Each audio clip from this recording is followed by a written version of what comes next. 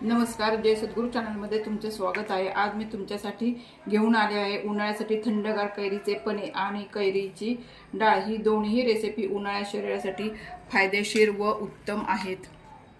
तर चला लगेच आपण कैरीचं पण करायला सुरुवात करूया। इथं मी 2 कैऱ्या घेतलेल्या आहेत आणि ह्या अर्धा तास मी पाण्यामध्ये भिजत ठेवलेल्या आहेत। या धुवून आपण कैरीचं पण करायला सुरुवात करूया। इथे मी स्वच्छ कैऱ्या धुवून घेतलेल्या आहेत। त्या आपण कुकरमध्ये ठेवून 3 शिट्ट्या करून उकडून घेऊया।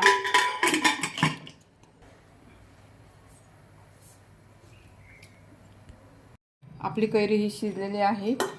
आपण आता ती काढून घेऊया। छान शिजलेली आहे बघा।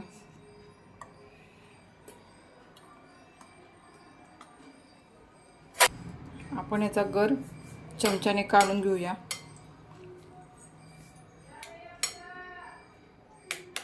आपल्या 2 कैऱ्यांचा पल हा काढून झालेला आहे। तो आता आपण मिक्सरच्या भांड्यामध्ये टाकून घेऊया। अर्धी वाटी पल आहे, यामध्ये मी अर्धी वाटी गूळ टाकून घेत आहे।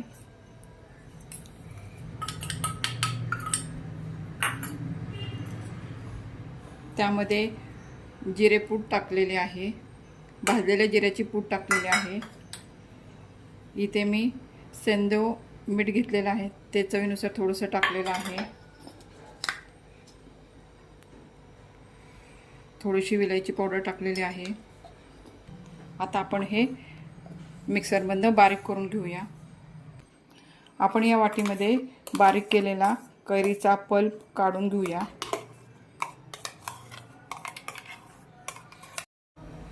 आता आपण पण करूया।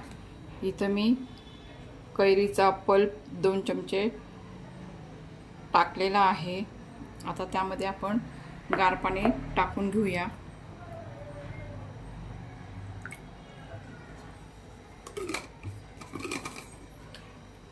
आईस क्यूब टाकूया आणि हलवून घेऊया।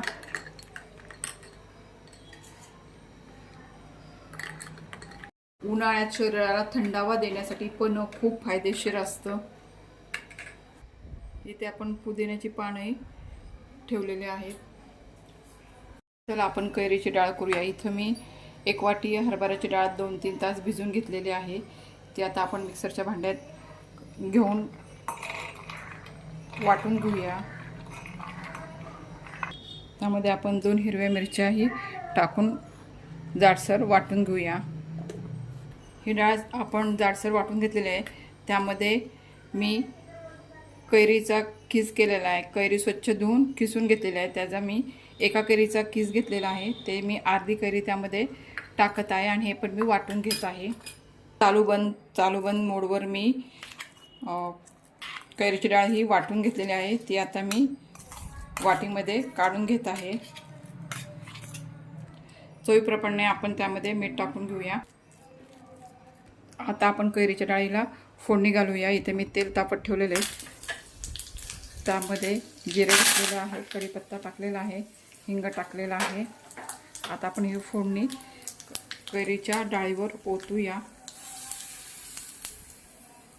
आणि मिक्स करून घेऊया। आपण आपल्या कैरीच्या डाळीवर कोथिंबीर टाकूया। ही डाळ उन्हाळ्यामध्ये आवर्जून खाल्ली जाते। ही डाळ खूप चविष्ट लागते। या डाळीमध्ये मगाशी मी थोडंसं गूळ टाकलेलं आहे, पण हे माझ्याकडनं राहून गेलं सांगायचं, त्यामुळे ही डाळ आंबट, गोड, तिखट आणि तुरट अशी छान लागते। राहिलेला पल्प हा आपण काचेच्या बरणीमध्ये भरून ठेवूया व लागेल तसा आपण हा कैरीचं पण करण्यासाठी वापरूया। तुम्हीही उन्हाळ्यासाठी या दोन्ही रेसिपी करून बघा आणि मला कमेंटमध्ये नक्की सांगा। व्हिडिओ आवडला असेल तर व्हिडिओला लाईक करा, शेअर करा आणि सबस्क्राईब करायला विसरू नका। धन्यवाद।